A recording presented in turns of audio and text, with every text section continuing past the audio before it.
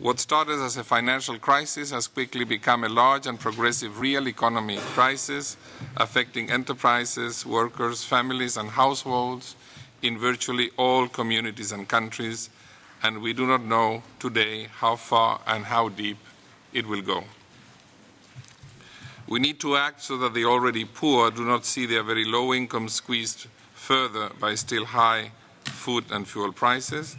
We must limit the number of workers pushed into the informal economy, and we must respond to middle-class families throughout the world affected and uncertain and concerned about the future of their houses, pension systems, unemployment benefits, or access to health care. And our task is to make sure that the policy packages being developed to stimulate the real economy actually reach people and enterprises. This through investment, sustainable enterprise promotion, particularly small businesses, productivity and employment enhancement, social protection, respect for workers' rights, and social dialogue. That is, the four pillars of the decent work agenda are each an element of a response to the crisis. Job creation through enterprises, social protection for the most vulnerable, dialogue because crisis requires much more dialogue than before, and of course this is not the moment to deal, to reduce workers' rights. If the multilateral system cannot respond to the crisis together, it will become part of the problem and not what it should be, the way forward to solutions. And those solutions do not lie exclusively on financial policies. As I said, we need to deal together in policy coherence terms, financial, trade, and enterprise and employment, social issues, environmental issues and development questions. They're all interrelated in dealing with the problems that we have in front of us. The world expects us to work together, and I can certainly say that we have already shown our desire to work as one UN. We will continue to show our will to be working together with the OECD and other organizations in order to produce that global policy coherence that will be an inevitable need as we move forward towards the future. Again, Angel Gurría, thank you so much for being here. The financial crisis threatens to turn into a full-scale economic and social crisis. Last week we published our most recent economic projections. We're going to provide the country-by-country projection on the 25th of this month, but we wanted to contribute to the G20 meetings, and we put out our aggregate projections. They produced pretty somber reading, I should say.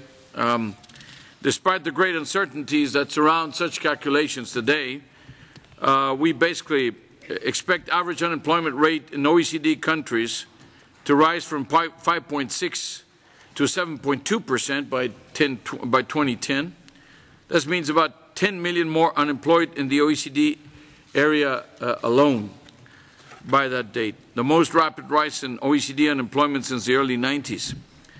We need urgent action to ensure that the most vulnerable are protected in the short term, while we are putting the global economy back on the path to economically, socially, and environmentally sustainable growth. OECD social protection systems will come under stress as taxes and contributions dwindle. It will thus be important to target policy interventions in favor of the most vulnerable groups to prevent them from sliding further down the ladder.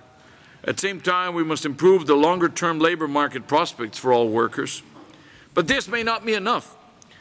Given the likely steep increase in unemployment, pressure on governments is mounting to take additional ad hoc measures.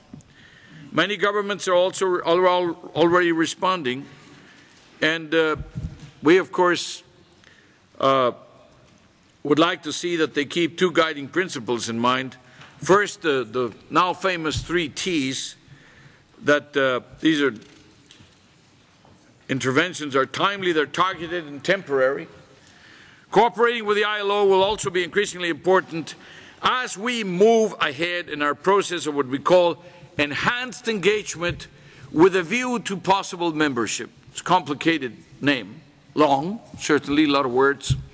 But here we're talking about Brazil, China, India, Indonesia, South Africa. All of them members of the G20, by the way, and we're expanding our activities with other non-members where the ILO has valuable experiences and information to share. For example, the Asia-Pacific region, some countries in Latin America, some countries in South and Central Europe, where we're working together on the collection of social protection data and monitoring trends in migration flows, migration policies. The crisis has made our two organizations' work on labor markets and social policies even more important.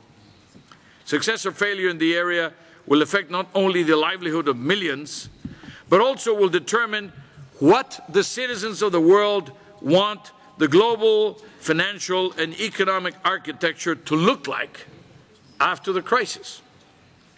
Globalization can only work to the benefit of all if we get the social dimension right.